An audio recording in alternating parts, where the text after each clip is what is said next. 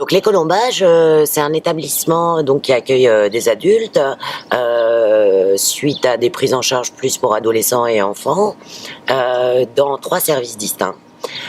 Ces 3 services, ils essayent de faire une réponse graduée en fonction du niveau d'autonomie de chacun. Donc il y a 3 services, mais j'ai l'habitude de dire qu'il y a 4 projets. Donc il y a un premier service, un ESAT, établissement de service et d'aide par le travail, qui accueille 40 adultes donc sur des activités travaillées, type menuiserie, conditionnement, boutique. Ce qui m'intéresse, c'est la boutique, mais j'aime bien accueillir les gens,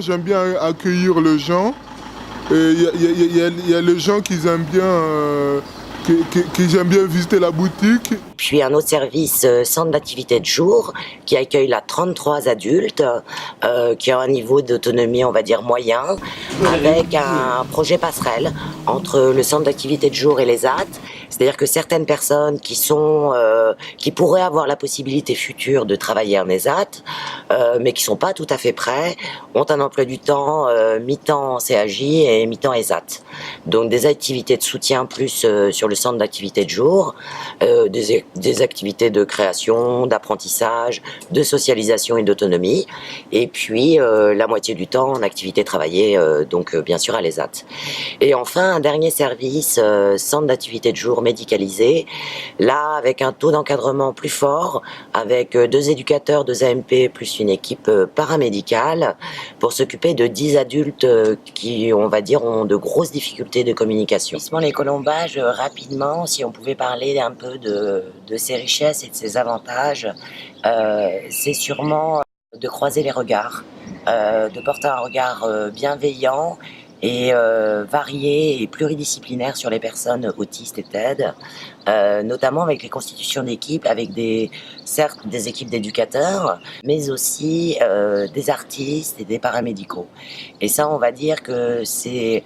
Alors parfois, ça amène des débats, mais on va dire que c'est la richesse de la prise en charge qu'on peut proposer à ces personnes. Alors grâce à la Fondation Orange, on a la chance de pouvoir se faire financer 2 projets. L'un pour investir dans du matériel numérique, tablettes, logiciels, caméras, et permettront aux éducateurs de développer des activités d'habilité sociale, de socialisation, parce que les personnes autistes ont des vrais talents.